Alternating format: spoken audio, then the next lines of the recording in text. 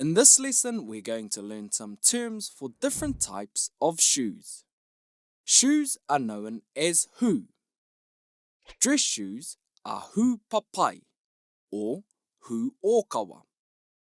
Papai loosely translates to flash and okawa is formal. Heels are called hu teitei or high shoes. Hu hikoi are walking shoes or hiking shoes. And hu oma are runners. Sandals are hanara and jandals are tianara. There's a slight difference between the pronunciation of the two. Can't say I've ever owned hanara, but tianara are great for the beach.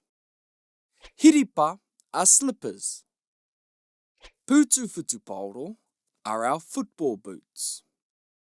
And it's the same for basketball boots. They are putu poitukohu. And last but not least, kamuputu or gumboots. Next time you chuck on a pair of shoes, you can use the te reo Māori term. Tēnā karawhiua. Give it a go.